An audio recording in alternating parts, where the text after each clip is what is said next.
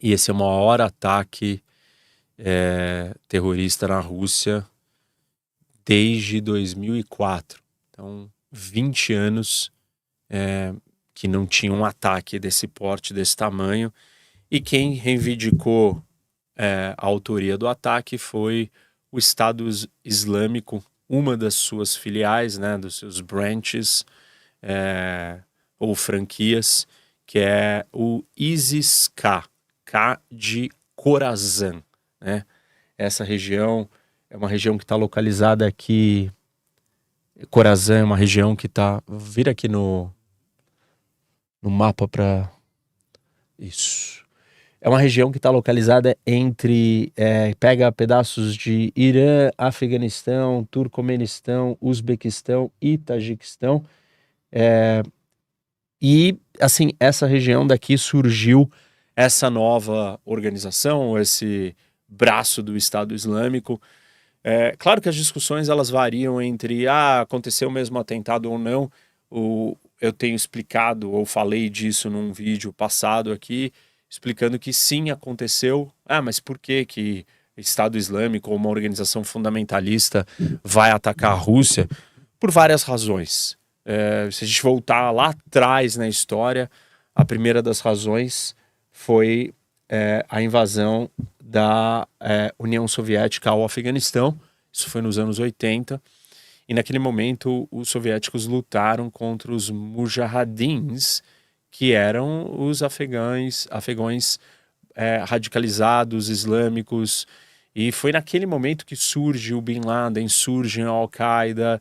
O Bin Laden vem da Arábia Saudita para lutar no Afeganistão contra os imperialistas, que naquele momento os imperialistas eram os soviéticos.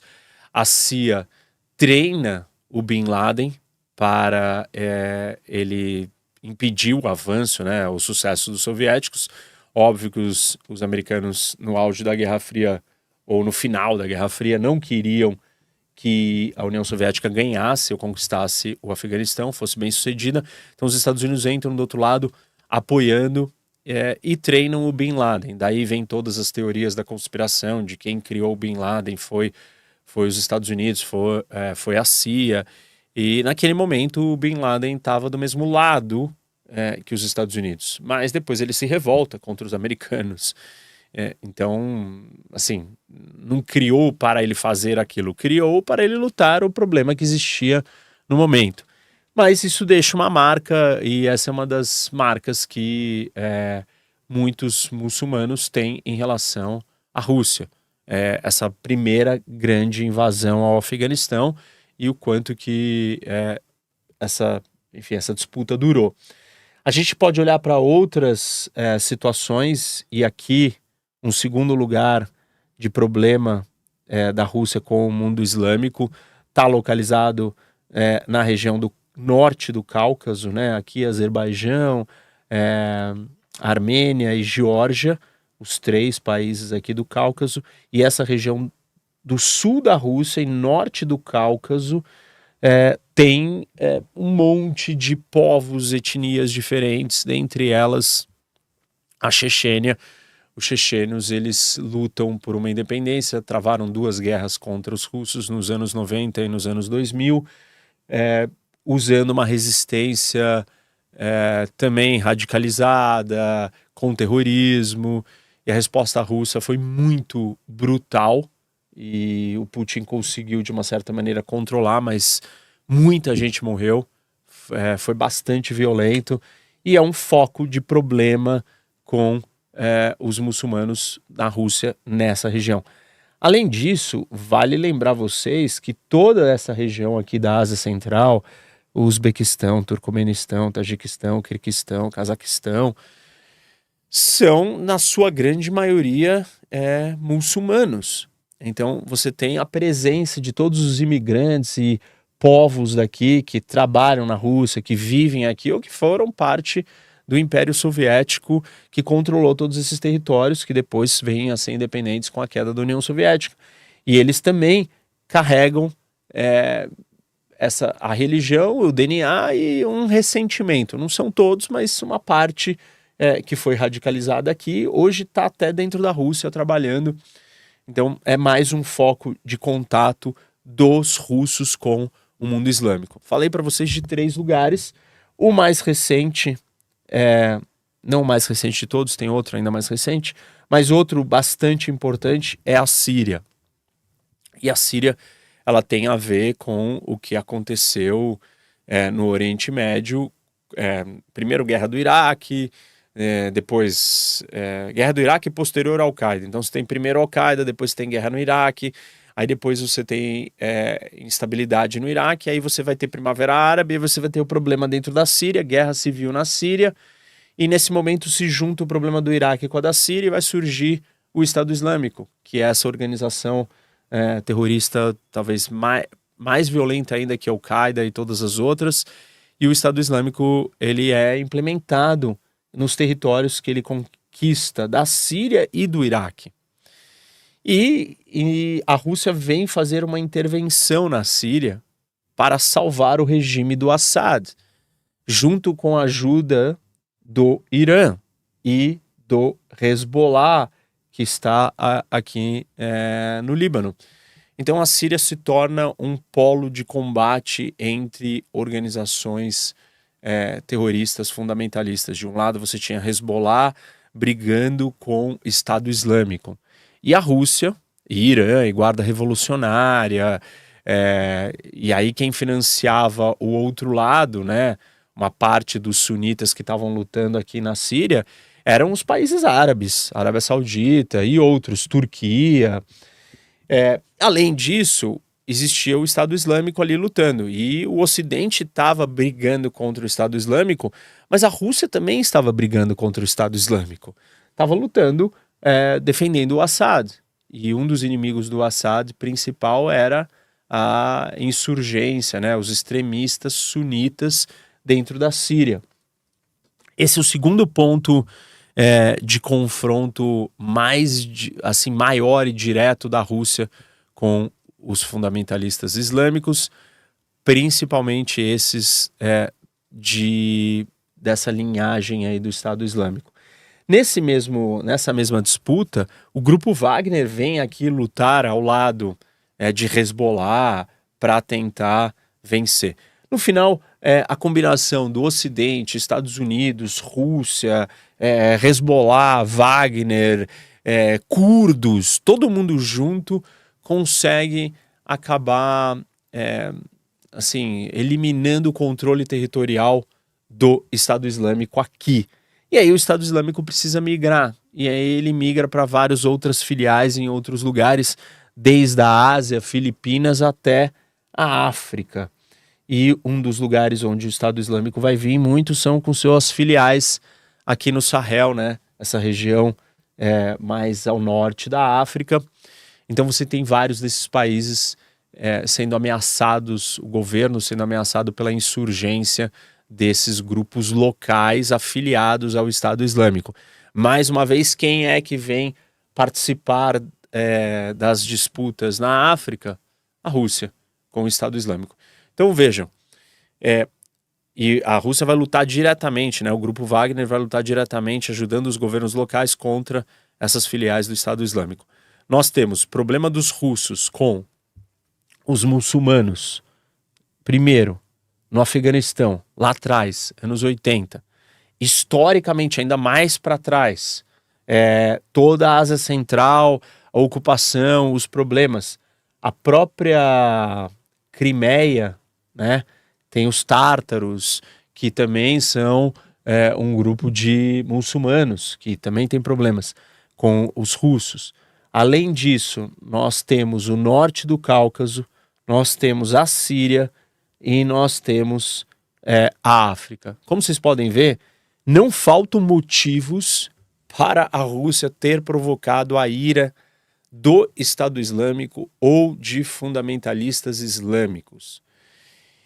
E com isso, assim, o regrupamento ou ressurgimento do Estado Islâmico em outros lugares, uma vez que ele foi derrotado aqui no Oriente Médio, ele migra para outros locais, né? Principalmente na África, na Ásia, mas um dos lugares onde ele começa a se estabelecer com mais força é no Afeganistão. Na verdade, o ISIS-K, né, que é o Estado Islâmico do Khorasan, dessa região, ele é um desdobramento do Talibã do Paquistão. O Talibã é uma organização local do Afeganistão que também tem um braço seu no Paquistão. E uma grande parte dos membros do Talibã do Paquistão, que estão insatisfeitos com o Talibã, acabam migrando e se juntando para essa recém-criada filial chamada ISIS-K, né, que é o Khorasan. E aí, o que vai surgir é que eles o ISIS-K começa a disputar o poder com o Talibã. Em 2021, o ISIS-K faz um atentado grande no aeroporto da capital do Afeganistão, Cabul, e mata 13 americanos e uma série de outras pessoas. Depois, em 2022, eles fazem um atentado à embaixada russa no Afeganistão. Então, não é novidade que o Estado Islâmico já enxergava isso como um problema. Já enxergava os russos como inimigos e tal. Na verdade, assim, a gente pode dizer o seguinte: o Estado Islâmico, ele odeia tanto os Estados Unidos, Israel, a França, a Alemanha, quanto ele odeia o Irã, a Rússia e o Talibã. Porque ele acha que o Talibã, que domina o Afeganistão, ele não é fiel aos valores reais da criação de um califado. E o que significa isso? Significa que o Talibã negocia com governos.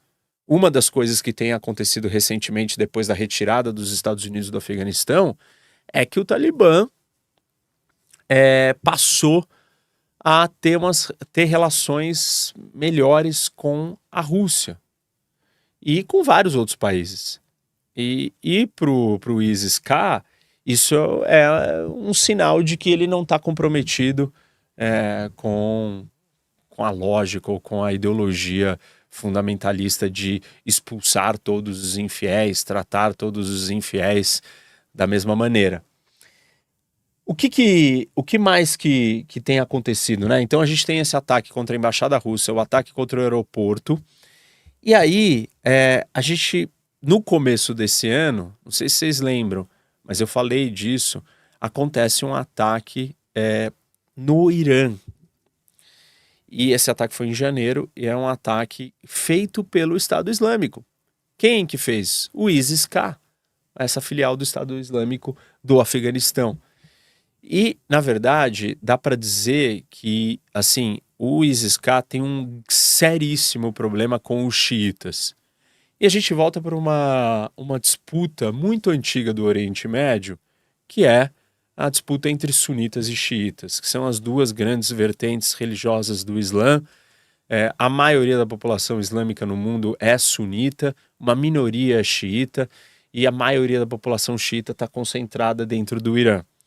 E essa disputa acontece entre a Arábia Saudita e Irã, entre uma série de lugares. A disputa no Iraque é, de muitas maneiras, uma replicação dessa disputa. A da Síria também envolve esse elemento sectário, né, das duas vertentes do Islã. Então o ISIS-K, ele olha para o Irã como um inimigo e vai lá e faz um grande ataque terrorista. Se não me engano, acho que por volta de 100 pessoas morreram nesse ataque no começo do ano. E algumas semanas, alguns dias antes desse último ataque feito na Rússia, ele tenta atacar uma sinagoga em Moscou. As autoridades russas conseguem evitar esse ataque e tinham sido alertadas pelos serviços de inteligência dos Estados Unidos. Ao mesmo tempo, no meio do ano passado, Alemanha, Holanda e Suécia conseguem desarmar um plano de um ataque terrorista organizado pelo ISIS-K. Então, o ISIS-K está super ativo, é uma organização que está tentando dominar o Afeganistão e ela conta com apoiadores dessa região toda que tem um ressentimento e problemas com os russos. Os terroristas presos na Rússia vieram todos do Tajiquistão. E o Tajiquistão está próximo do Afeganistão, como vocês podem ver aí, tem fronteira, e também é uma base. E na verdade, assim, com o desmantelamento do Estado Islâmico, uma coisa que sobrou foram os simpatizantes espalhados em vários lugares do mundo. Ou seja, terroristas com capacidade de atacar, mas sem a organização e a estrutura e o comando. Mas isso acaba sendo um campo fértil para você recrutar qualquer um deles e fazer eles cometerem um ataque. Você tem muitos imigrantes do Tajiquistão trabalhando na Rússia, sem falar que quando teve a guerra aqui, né, as convocações todas do Estado Islâmico para a Síria e para o Iraque, vocês lembram que a quantidade de cidadãos de vários países que se juntaram ao Estado Islâmico? Então, o segundo país que mais enviou cidadãos para se juntarem ao Estado Islâmico foi a Rússia. Só ficou atrás, talvez, da Turquia. E por volta de 4.000 pessoas os russos têm contabilizado que eram russos que viviam lá e foram se juntar ao Estado Islâmico. Os russos facilitaram a saída dessas pessoas, diferente do que os países do Ocidente fizeram. Tentaram bloquear, identificar quem é que estava fazendo isso, proibir. Os russos não, eles facilitaram. Talvez por isso o número também tenha sido maior do que em outros lugares. Mas a lógica dos russos era: vamos facilitar para a gente se livrar desses radicais que estão dentro do nosso território. Deixa eles irem morrer numa guerra no Oriente Médio, vamos lutar contra eles lá e não aqui. A maioria deve ter morrido, mas muitos não morreram. E alguns podem ter, inclusive, voltado. E aí eles são potenciais recrutas ou células adormecidas para uma operação dessa. O que o Estado Islâmico ISIS-K quer? Ele quer controlar o Afeganistão e ele quer recriar o califado. A base dele inicial é o Afeganistão. Mas óbvio que o califado não é só num território, mas são múltiplos territórios. O mais longe que esse projeto foi quando você tinha um grande pedaço da Síria e do Iraque controlado pelo Estado Islâmico. E aí por isso que ele se chamou ou se auto-intitulou de Estado Islâmico, porque ele controlava esse território e estava recriando o califado. A Rússia é um obstáculo para isso, porque ela está lutando contra. E cada vez mais o Estado Islâmico, ou esses fundamentalistas jihadistas sunitas, percebem que os russos se tornaram parceiros e amigos dos xiitas, ou do outro lado. Por quê? Pela ligação da Rússia com o Irã. No quê? Bom, eu falo disso o tempo inteiro, o eixo das ditaduras. O Irã faz parte do eixo das ditaduras junto com a Rússia, com a China, com a Coreia do Norte e com a Venezuela. E aí a união do Irã com a Rússia está sendo muito grande. Principalmente porque o segundo grande conflito que nós estamos assistindo é no Oriente Médio. Comandado, coordenado, conduzido de muitas maneiras pelo Irã e não só pelo Hamas. E o eixo da resistência, que são todas aquelas milícias, né? Milícia do Irã no Iraque, milícia do Irã na Síria, o Hezbollah no Líbano, os Houthis no Iêmen, o Hamas em Gaza. Toda essa aliança, ela está muito próxima da Rússia. Então o Estado Islâmico ele está olhando para a Rússia como a Rússia decidiu e escolheu ser aliado dos xiitas. Então ela é nosso inimigo. E assim, de um ponto de vista também geográfico, de localização, os Estados Unidos está muito longe disso daqui. Atacar os Estados Unidos é muito mais difícil do que você atravessar as fronteiras todas que existem aqui para se chegar na Rússia. A Rússia é uma grande potência, um grande império que impede o avanço da ideologia fundamentalista islâmica para dentro do seu território.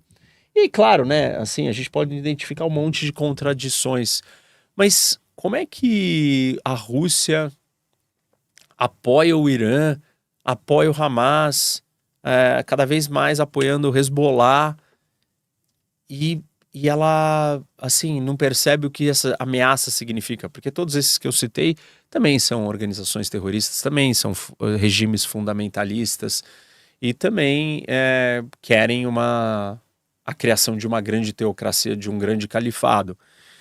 É que os russos olham e falam: bom, esse daqui é o fundamentalista que é meu amigo. E existe o outro que não é meu amigo, que é meu inimigo.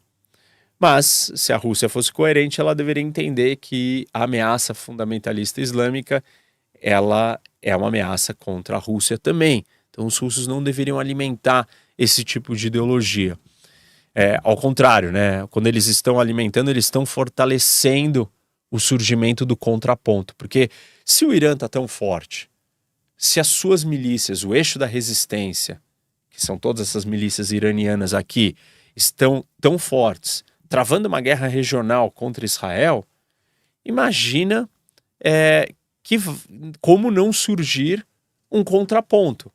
Então, a ascensão, a retomada do Estado Islâmico é um contraponto a essa passividade do mundo sunita em relação a esse grande domínio fundamentalista xiita, ou de natureza xiita. O Hamas não é xiita, mas ele está nesse bloco, nesse guarda-chuva.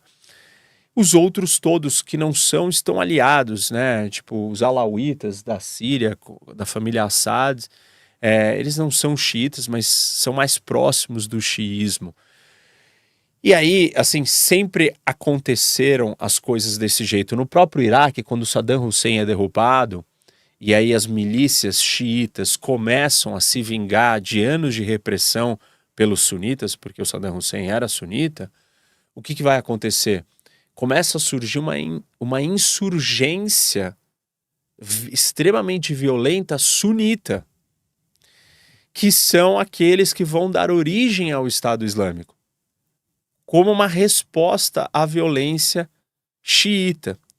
Então, o avanço xiita, e a Arábia Saudita quieta e adormecida, o Egito também quieto e adormecido, e a Turquia também lidando com outras realidades, de alguma maneira, de baixo para cima, começa a se reagrupar organizações fundamentalistas ou organizações que vão resistir a esse avanço xiita.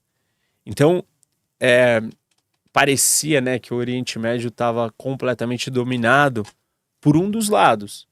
O Irã estava assim, se sobressaindo. A turma do Irã estava ganhando mais espaço. E os grandes players, como a Arábia Saudita, Egito e Turquia, estão mais quietos. Mas, de alguma outra maneira, uma resposta está vindo.